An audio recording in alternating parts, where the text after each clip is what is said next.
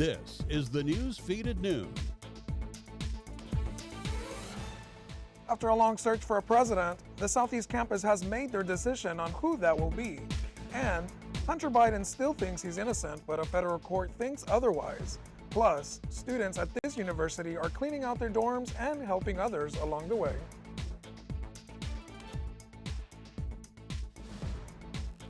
Thank you so much for joining us in the newsfeed at noon. I'm Isabel Price. I'm Victor Aldana. How have you been, Victor? I've been pretty well. Well, the weather's been kind of crazy outside, hasn't it? Yes, summer weather is here. Perfect. And Lauren's here to tell us all about it. Well, right now, temperatures are looking incredible. We're seeing 75 degrees, mostly sunny skies, high of 81. That's directly correlating with that 51% humidity, really stemming from those storms we saw yesterday and earlier this morning.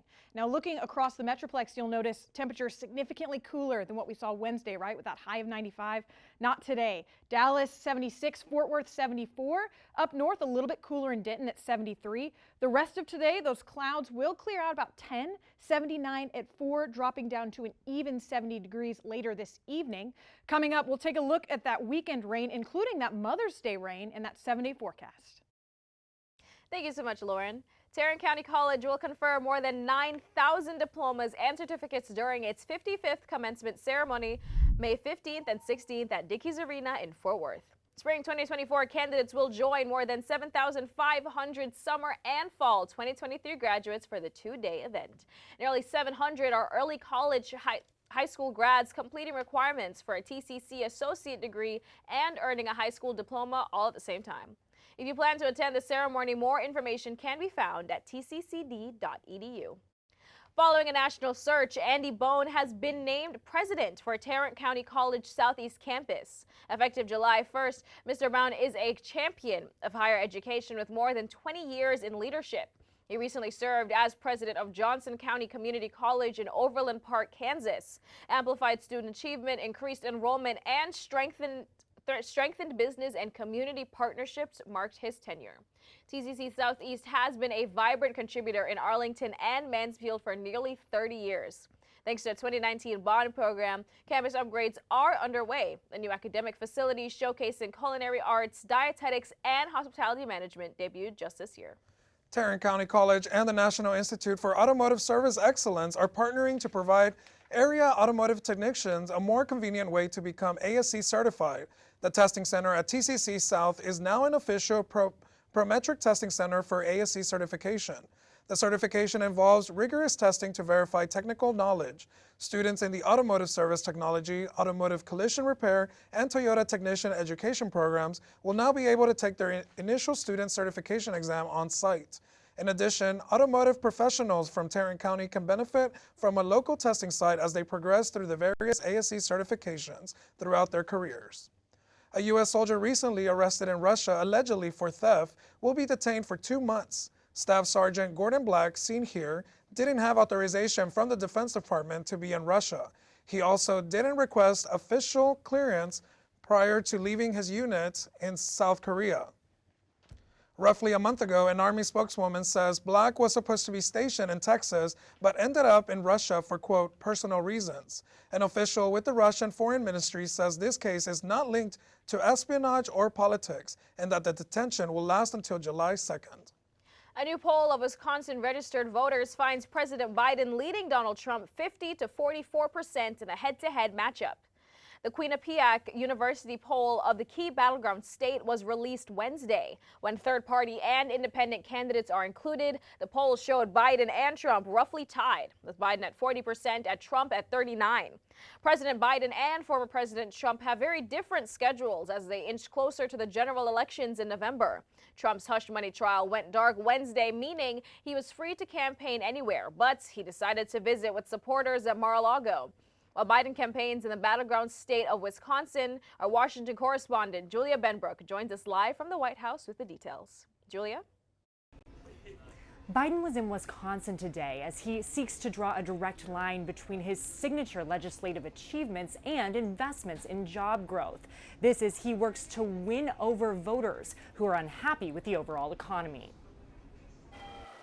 President Joe Biden announcing a more than $3 billion investment from Microsoft to build a new artificial intelligence facility in Wisconsin. It's going to be transformative, not just here, but worldwide. This new facility will be located at the same site where in 2018, then President Donald Trump broke ground on what was supposed to be a signature project under his administration, an electronics factory for Taiwan's Foxconn, which had secured billions in tax credits and promised thousands of jobs. Those investments largely failed to materialize. They dug a hole with those golden shovels, and then they fell into it. Meanwhile, Trump has the day off from court. On Tuesday, Stormy Daniels, the adult film star Trump is accused of trying to silence with a hush money payment, took the stand. Daniels detailed the alleged affair she had with Trump, which he denies ever happened. Trump has pleaded not guilty to 34 counts of falsifying business records. I should be in a lot of different places right now campaigning, and I'm sitting here. Trump often complains that he should be on the campaign trail when he's stuck in court.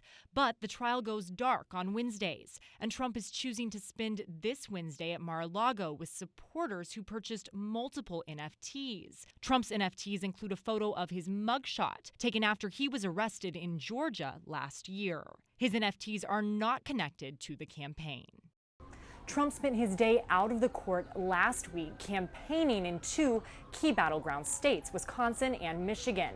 The week before that, he spent his Wednesday on the golf course at his resort in Bedminster, New Jersey. Reporting at the White House, I'm Julia Ben. Over $2 million worth of fentanyl sent through the mail when we return. We'll tell you where it was sent and from where it was delivered. Keep it here.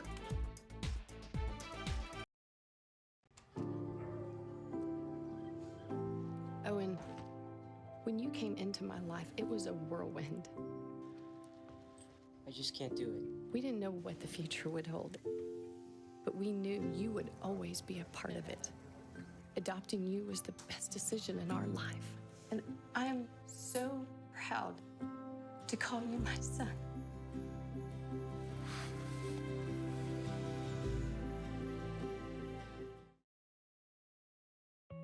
Julie was always a voracious reader. She'd carry 2 novels on an airplane because she'd read one on a 3-4 hour ride. And at some point, I began to notice that she would read a page and couldn't remember what she had just read, and she'd have to go back and read it again. I don't remember much these days after I read, but less does for me, and I love it.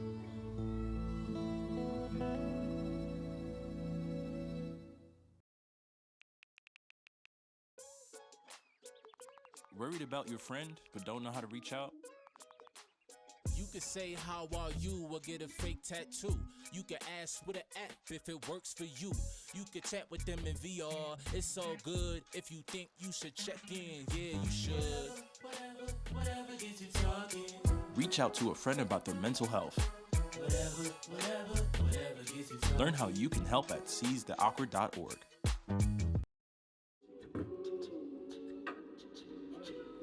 Man, it's lonely. Like, going through life lonely. There is the therapeutic aspect of music, just expressing how you feel. I'm going to talk to Howie about his feelings, make it into a song.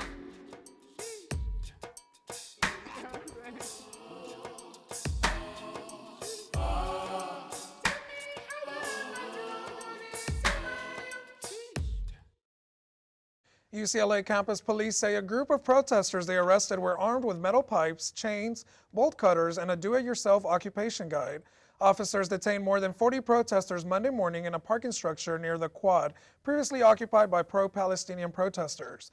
Most of those detained were wearing masks and initially refused to identify themselves. Out of the 44 people arrested, 35 of them were UCLA students.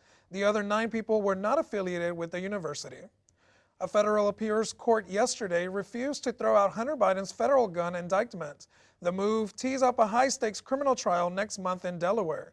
The president's son had asked the Third U.S. Circuit Court of Appeals to dismiss the charges. Instead, the appellate panel rejected Biden's appeal. It handed yet another victory to special counsel David Wise, who brought the charges. Prosecutors say Biden bought and possessed a revolver in 2018. They claimed that violated federal law because he was using illicit drugs at the time. Biden has pleaded not guilty to all 3 felony counts. Authorities in Maine are investigating after millions of dollars worth of fentanyl was apparently mailed to the wrong address by mistake. A resident of Winslow reached out to police last week after getting a package from California, but had not ordered anything and was not expecting anything. It contained bags of pills, then another package of pills arrived the next day. Police said combined they contained nearly 30 pounds of synthetic opioid. The potential street value is up to $2 million. Amazon Prime Video has a new way to make viewers watch commercials. Just recently, Prime Video began showing ads to viewers in its lowest cost tier. Now, the e-commerce giant is going to start showing ads when you hit pause. Pause ads are a part of a new suite of interactive ad formats Amazon unveiled on Tuesday. The company also introduced shoppable carousel ads and brand trivia ads. The carousel ads let viewers browse and shop multiple related products on Amazon during ad breaks in streaming. They're designed to draw in new customers. Now, federal regulators want to make sure credit card companies are following through on airline rewards. Points and Miles holding a public hearing on Thursday as a part of their investigation. Ivan Rodriguez explains. U.S. Airlines back in the spotlight, this time for their frequent flyer programs and their co-branded credit cards. Point systems like frequent flyer miles and credit card rewards have become a meaningful part of our economy. The U.S. Department of Transportation and the Consumer Financial Protection Bureau holding a public hearing Thursday as part of an investigation into potential unfair or deceptive practices. The panel included several airline and banking industry representatives discussing whether companies are being upfront with their rewards programs. People do track these carefully when they're engaged and when they're earning these rewards. And so that reward, though, and the value of that is only subject to what the airline wants to do with it and how they choose to conduct their program. On the agenda, transparency surrounding booking award tickets, the valuing of miles over time, transferring of points and miles, and how companies notify customers when making changes to the program. The airlines, they're constantly moving the goalposts, especially with their elite status. Brian Kelly, the founder of PointsGuy.com, says these credit cards represent big business for the major airlines. United Airlines valued its loyalty program at $20 billion in 2019. As they grow in influence, I think it's only natural to expect a little bit more oversight because it really is a whole new currency that is really driving our whole economy. I'm Ivan Rodriguez reporting. Make sure not to forget all those special mothers this weekend. Lauren's here to help you decide whether to make those plans outdoor or indoor. Back in 2 minutes. Can't believe you're doing this alone. I've done it before. I remember you threw your back out. How you holding up? Hand me that board. Nothing wrong with getting help. I'm good. I did it when Felicia left. I'll figure it out. I know you will, but you don't have to do it alone. That's all I'm saying. If I promise to look into it, will you drop it and help me build this fence? Now you need my help. It can be a real pain sometimes, you know that? Mm-hmm. If you or a veteran you know needs support, don't wait. Reach out. Find resources at va.gov/reach. Put a frog in a pot of boiling water and it'll jump right out. But put a frog in a pot of cool water and slowly heat it up, and that frog will boil. As veterans, we can tell ourselves the lie that it's easier to stay in that boiling water, to disconnect. But you've never been interested in easy. You are not a frog. Find resources at va.gov/reach. You know you don't have to wear your PT gear anymore, right? It's comfortable. So how's civilian life treating you? It's fine. When I got out, I didn't want to admit that there was anything wrong because I felt like a failure. And then I realized, like, there's nothing to be ashamed of. So I started talking to someone. Maybe you are fine, but if you're not, it's okay. Thank you. If you or a veteran you know needs support, don't wait. Reach out. Find resources at va.gov/reach.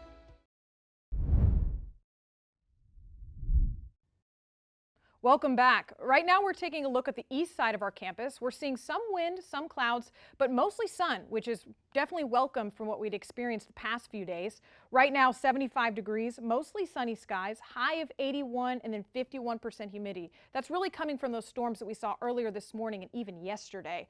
Across the Metroplex you'll see mid 70 degrees, definitely different than what we saw this Wednesday, right? 74 in Fort Worth, 76 in Dallas. Down south, Waco and Nacogdoches, pretty similar, 75 and 76. The rest of today, those temperatures will drop. 79 starting at 4 p.m., getting all the way down to an even 70 at 10.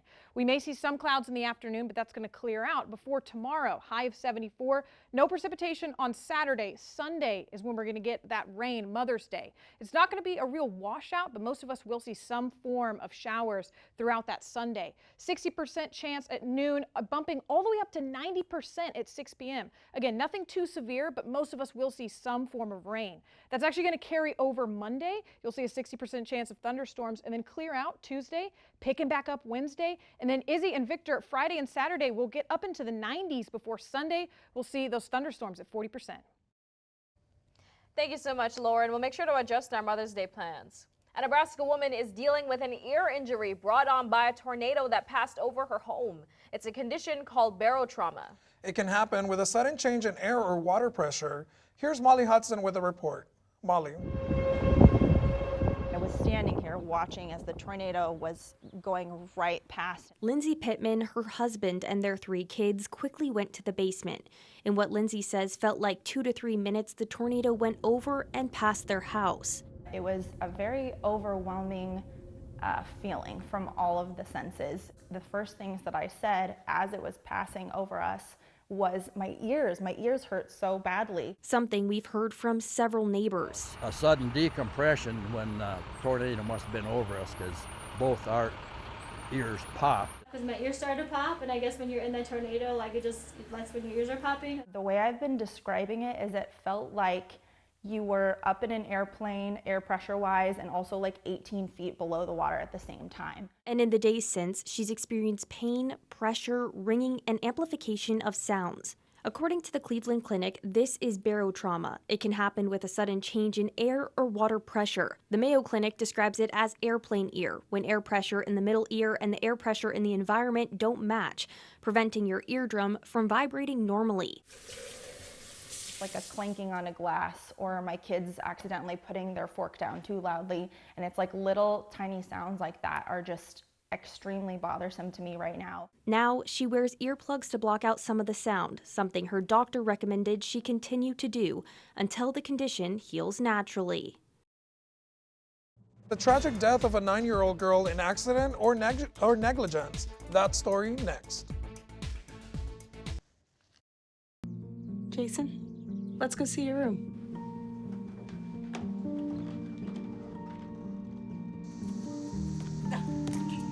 That's not right.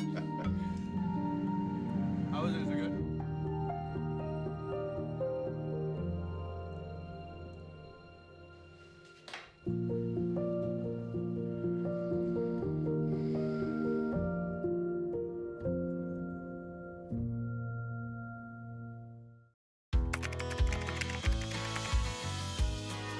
How you doing? Hey, Mason. Hey, Mason.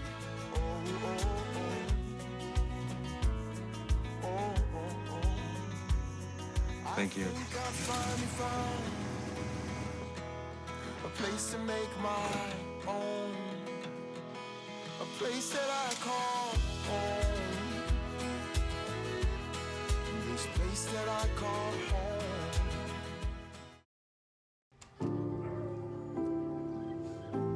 Owen, when you came into my life, it was a whirlwind. I just can't do it. We didn't know what the future would hold, but we knew you would always be a part of it. Adopting you was the best decision in our life. And I am so proud to call you my son.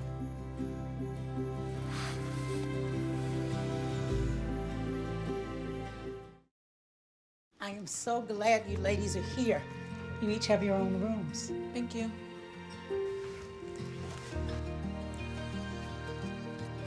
Go.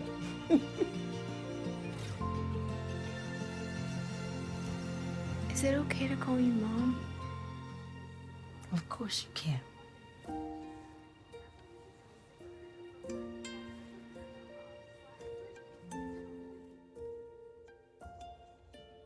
The family of a 9-year-old girl who was killed by a rolling gate is filing a claim against the Tucson Area School District. The family says the school knew it was a problem more than a week earlier. We have to warn you that some of the details may be difficult to hear. J.D. Wallace reports. In a $15 million claim against the Flowing Wells Unified School District, pictures of this gate show the stop bar, that bent metal tab, that failed and allowed the metal gate near the dumpsters at Centennial Elementary School to fall on 9-year-old Arlette Shavira November 17th of last year. According to her family's claim against the district, Arlette and her 7-year-old sister were helping the school's custodial manager with the gate after school, which they had done before, and he accepted their offer, even though the claim says he knew the gate was a hazard. The claim cites his comments to the Pima County Sheriff's Department that day, saying he had noticed the defective stop bar or tab on the gate a few weeks earlier and submitted a work order requesting welding for it. The work order was dated November 8th, 9 days earlier, and says, "I need some welding done on the rolling gate behind the kitchen with medium priority." The claim says that as he and the girls pulled the metal gate, it rolled past the stop bar, came off its tracks, and violently fell on Arlette, striking her in the face and head and crushing her skull. Arlette's sister was able to jump out of the way just in time to avoid getting hit by the gate as she watched the gate crush Arlette's head. The University of Michigan students donated hundreds of items during spring move-out once their classes and the semester ended. Donations go to help the homeless and even fellow students in need. Meredith Bruckner brings up this tremendous story. All of this was donated by students living in residence halls. From bedding to storage, from shoes, and yes, even ramen. UM staff and interns spend each morning sifting through a mountain of items. We generally receive 9 to 10 tons of donations. Last year our total was 9.7 tons, and we haven't totaled this year, but I would estimate to be around the same. All of the items that come in are weighed prior to sorting. So where does it go? We are currently working with 6 nonprofit community organizations that use these donations to be a resource to the community. And then the non-perishable food and personal care items go to the Maize and Blue Cupboard, which is our U of M campus food pantry, which is available to anyone in the campus community who needs it. Student intern Samuel Kotzarek says this type of work hits very close to home. My mom actually runs a thrift store and food bank, so this is right up how I was raised. So it's really nice to be able to do this for a different community since I'm not from Michigan. One of the local organizations that accepts donations from the university is volunteer-run nonprofit House and to Home. We caught up with them taking unwanted items from a sorority house. We take things from students that would otherwise go to the landfill, and we are so happy to have a truck full of things to take back and clean and get ready for our next client. House and to Home has also been busy collecting items from off-campus housing. This year we're trying something new where we're just having kids kind of flag us down in the street, and we stop for maybe a dresser and we end up taking the entire house. And once we tell the students that it's going to good use and it's going to be used for people exiting homelessness, they're really excited about it and give us more and more stuff. So we've had a really good year so far. This is our hardest week, but it gets us through most of our year. All of the stuff we collect from the students is extremely valuable, and we will use all of it very quickly to house people coming out of homelessness in Washtenaw County. Keep it right here, the newsfeed at noon. We'll be right back. Jason, let's go see your room.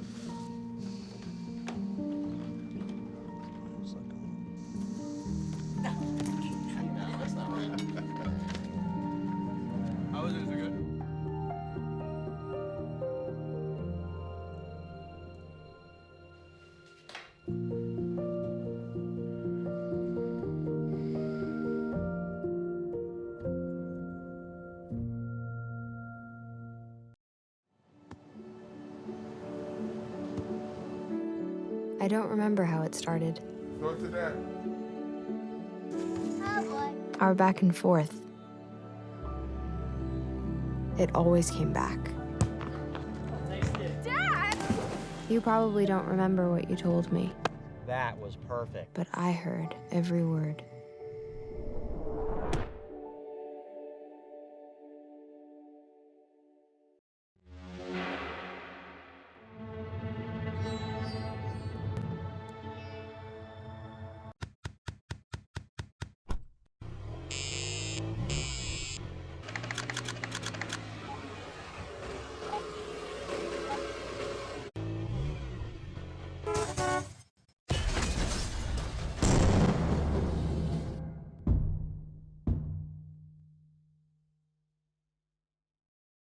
am so glad you ladies are here. You each have your own rooms. Thank you.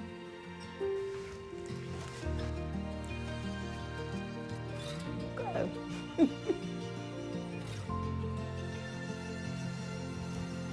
Is it okay to call you Mom? Of course you can.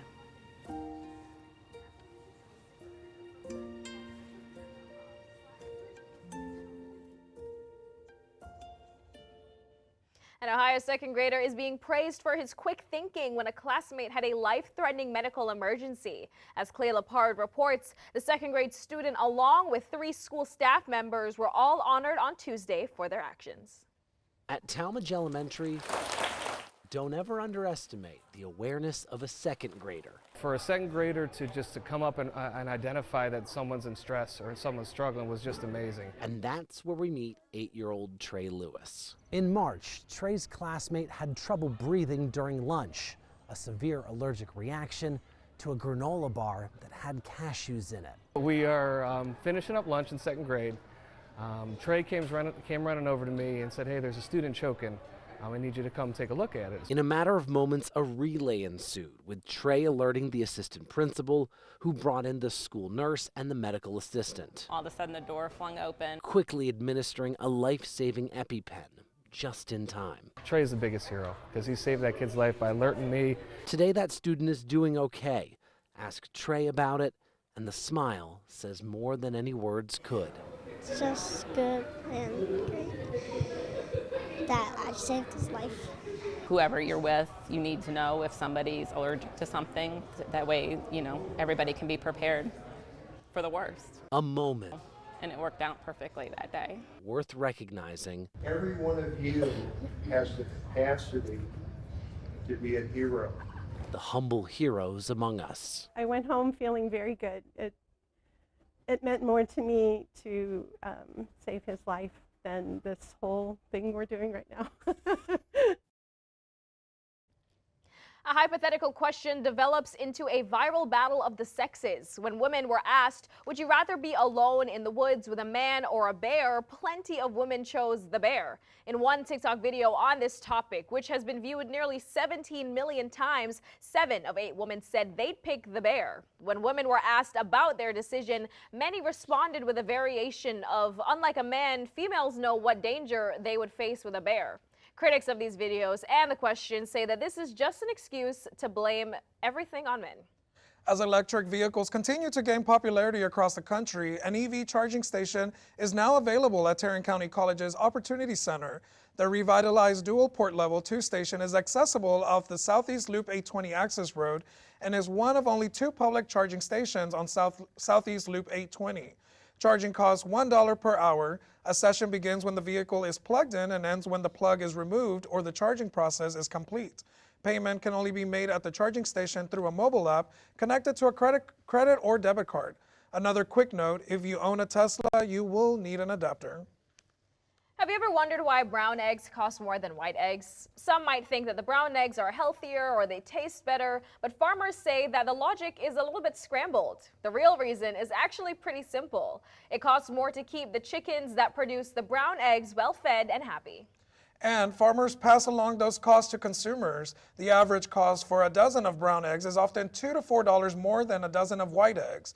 Perhaps brown eggs are not all that they are cracked up to be. Yet some people still prefer them. Thank you so much for joining us on the final news feed of the semester. I feel like it's been a good run. It has. I'm glad we survived. I hope everybody has a fabulous summer. Enjoy your summer break and be safe. Thank you so much for joining us on the news feed. We'll see you next time. Have a great week and great news.